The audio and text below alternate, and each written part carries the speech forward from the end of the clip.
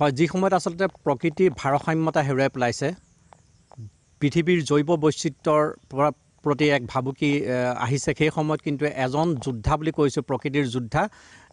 মই কিয় এইজন যোদ্ধা বুলি কৈছোঁ, যিহেতু প্ৰকৃতিক ধ্বংস কৰিবৰ কাৰণে যি সময়ত বিভিন্ন দুষ্ট চক্ৰ লাগি আহিছে, কিন্তু তেনে এক সময়তে এজন দেৰগাঁৱৰ গৰুমৰাৰ মাজুলী গাঁৱৰ এজন যোদ্ধা বুলি মই কৈছোঁ, দেহ বৰা, এখেতক মই পৰিচয় কৰিব বিচাৰিছোঁ। এখেতে আচলতে নিজে প্ৰায় তিনিখন বাৰীত এখেতে প্ৰকৃতিক সংৰক্ষণ কৰিবৰ কাৰণে বিভিন্ন ফল মূলকে আদি কৰি প্ৰকৃতিক সংৰক্ষণ কৰা বিভিন্ন ফুল প্ৰজাতিৰ ইয়াত ৰোপণ কৰিছে, তেওঁলোকে সংৰক্ষণ কৰাৰ ব্যৱস্থা গ্ৰহণ কৰিছে। মই তেখেতক চিনাকি কৰিব বিচাৰিছোঁ প্ৰাগ নিউজৰ দৰ্শকসকলক ইতিমধ্যে।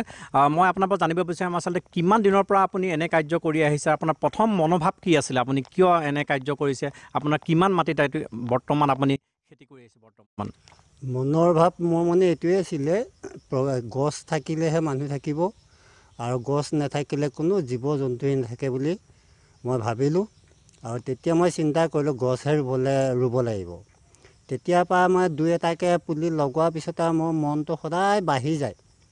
দিনটোত মই 5জোপা 7জোপা ৰুলেহে মই মনটো শান্তি পাওঁ।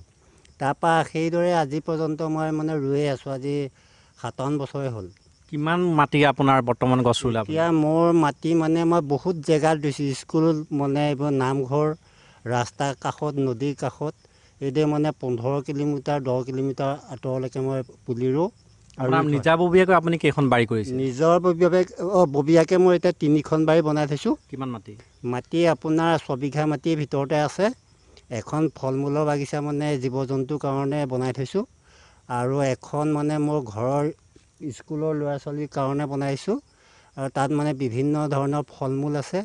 আজিকালি ল'ৰা ছোৱালীয়ে ভালকৈ কিছুমান ফল মূল চিনিয়ে নাপায়, গতিকে তেওঁলোকক মই দেখুৱাওঁ, আৰু তেওঁলোকক মাতি আনি মই এইবিলাক দেখুৱাওঁ, খাবলৈ দিওঁ। হয়, আচলতে যি সময়ত আচলতে বিলুপ্তপ্ৰায় কিছুমান প্ৰজাতিৰ ফল মূল ইতিমধ্যে অসমৰ ভূমিৰ পৰা নাইকিয়া হৈছে, তেনেকৈ মই উপস্থিত থকা এই বাৰীখন আচলতে তেখেতে ইতিমধ্যে প্ৰকাশ কৰিছে। এই বাৰীখনত স্কুলীয়া যিসকল ছাত্ৰ ছাত্ৰী আছে তেওঁলোকৰ কাৰণে এই ফল মূল ইয়াত ৰুইছে, আৰু যিসকল ছাত্ৰ ছাত্ৰী আহিছে তেওঁলোকক এই ফল মূলসমূহৰ প্ৰতি পৰিচয় কৰি দিয়াই নহয়, তেওঁলোকক খাবলৈও দিয়ে দেহ বৰাই। এক আচলতে আদৰ্শনীয় পদক্ষেপ বুলি ইতিমধ্যে তেওঁ ক'ব লাগিব, যিহেতু বিলুপ্তপ্ৰায় কিছুমান প্ৰজাতিৰ ফল মূল শেষ হৈ যোৱাৰ পৰিপ্ৰেক্ষিতত তেখেতে এইবিলাক সংৰক্ষণ কৰিছে, অসমৰ নিজৰ বাৰীত সংৰক্ষণ কৰিছে আৰু চিনাকি কৰাই দিছে স্কুলীয়া ছাত্ৰ ছাত্ৰীসকলক। মই তেখেতৰ পৰা আৰু কিছু কথা জানিব বিচাৰিম। আচলতে এনেকুৱা হৈছে কিছুমান ফল মূলৰ নাম আচলতে বৰ্তমান প্ৰজন্মই নাজানে। আপুনি তেনেকুৱা ফল মূলবিলাক, বতৰ ফল মূলবিলাক আপোনাৰ ইয়াত প্ৰায়খিনিয়ে দেখা পাইছোঁ, কিন্তু তেনেকুৱা কিছুমান ফল মূল আপুনি ৰোপণ কৰিছে নেকি? বিলুপ্তপ্ৰায় ধৰক থেকেৰাৰ জাতীয় কিছুমান নাই, কেনেকুৱা ধৰণে কৰিছে সেইবিলাক? এতিয়া মোৰ ধৰি লওক ইয়াত বৰ থেকেৰা আছে, কুঁহি থেকেৰা আছে, গোল নেমু আছে, লেচু আছে, পনিয়ল আছে, জামুক আছে, থেৰজু আছে, আমলখি আছে, শিলিখা আছে, আৰু চিপতা আছে, আকৌ মানে বেল আছে। থেকেৰাৰ কিমানটা আপুনি অলপ আগত কৈছিলে, থেকেৰাৰ কিমানটা থেকেৰা আছে? থেকেৰা মানে 5বিধমান আছে। ৰূপহী থেকেৰা আছে, আপোনাৰ বৰ থেকেৰা আছে, কুঁহি থেকেৰা আছে, আকৌ মিৰিকা টেঙা, সেইটো থেকেৰা বুলিয়ে কওঁ আমি, সেইটোও আছে, আৰু ঔটেঙা আছে। এইকেইটা আছে টেঙাৰ ভিতৰত, আৰু কাজি নেমু আৰু গোল নেমু আছে। হয়, আচলতে ইতিমধ্যে প্ৰকাশ কৰিছে তেখেতে আচলতে বিলুপ্তপ্ৰায় কিছুমান প্ৰজাতিৰ আচলতে ফল মূল তেখেতে ইয়াত ৰোপণ কৰিছে আৰু সেইবিলাক সংৰক্ষণ কৰাৰ চেষ্টা কৰিছে। মই এজন স্থানীয় যুৱক আছে, তেখেতৰ পৰা জানিব বিচাৰিম, যিহেতু আপোনালোকে ইয়াত আছে, আপোনালোকে দেখি আহিছে, এখেতে বিভিন্ন প্ৰজাতিৰ গছ ৰোপণ কৰাৰ কথা কৈছে, জীৱ জন্তুৰ কাৰণে ৰোপণ কৰা কৈছে, পখিলাৰ কাৰণে তেওঁ ফুলৰ বাগান খুলি দিছে। গতিকে আপোনালোকে কি দেখিছে? হয়, মই এইখন গাঁৱত প্ৰায় মই কম আহোঁ, কিন্তু মই যেতিয়া আহোঁ মই এইজনৰ ওচৰত মই প্ৰায় আহোঁ, আৰু ময়ো ভাল পাওঁ। আৰু কিন্তু এইজনৰ হাতত এনেকুৱা যাদু আছে যে কিছুমান বস্তু ৰুলেই সেই বস্তুতে প্ৰাণ পাই উঠে। সেই যাদৱ পায়েঙৰ নিচিনা আমাৰ মাজুলী গাঁৱৰ প্ৰত্যেকজন মানুহেই হওক, মই সেইটো কামনা কৰোঁ। এজোপা গছ কাটিলে 10জোপা ৰুৱক। আমাৰ প্ৰকৃতিখন যদি থাকে তেতিয়াহে মানুহ থাকিব। মানে যাদৱ পায়েঙৰ দৰে ক'ব বিচাৰে নেকি? মই যাদৱ পায়েঙৰ নামানে, যাদৱ পায়েঙৰ তুলনাত কোনো কম নহয় এইজনো।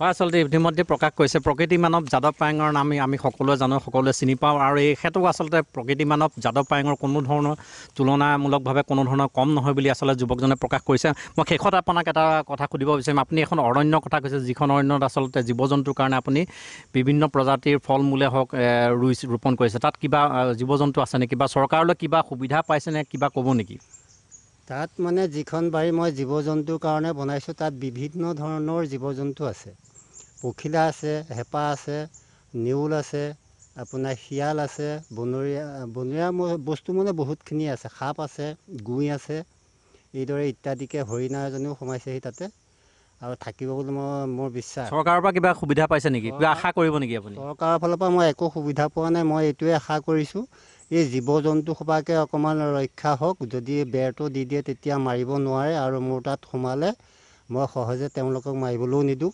আৰু মাৰিবও নোৱাৰে সেইটো হয় আচলতে চৰকাৰৰ পৰা এটাই তেওঁ বিচাৰিছে যিখন অৰণ্য আচলতে তেখেতে জীৱ জন্তুৰ কাৰণে ৰোপণ কৰিছে বিভিন্ন প্ৰজাতিৰ গছ আৰু সেই অৰণ্যখন আচলতে সংৰক্ষণ কৰাৰ জীৱ জন্তুসকলক সংৰক্ষণ কৰাৰ সুবিধা কৰি দিবৰ কাৰণে চৰকাৰলৈ আহ্বান জনাইছে আৰু এনেধৰণে আচলতে এজনে কৈ যোৱা দৰে এই যাদৱ পায়েঙৰ কোনো মতে তুলনামূলকভাৱে কম নহয় এজন প্ৰকৃতি মানৱ গতিকে এখেতে এজনেই নহওক আচলতে সকলোৱে ওলাই আহক সকলোৱে বিচাৰে এনেকুৱা ধৰণৰ এজন প্ৰকৃতি সংৰক্ষণকাৰী বা অসমত যিধৰণে তেখেতে সংৰক্ষণ কৰিছে তেনেধৰণে প্ৰতিজনে ওলাই আহক আৰু এনেধৰণে আছে আমাৰ যি সেউজীয়া পৃথিৱী আমাৰ যি জৈৱ বৈচিত্ৰ এই জৈৱ বৈচিত্ৰ আমি সংৰক্ষণ কৰোঁ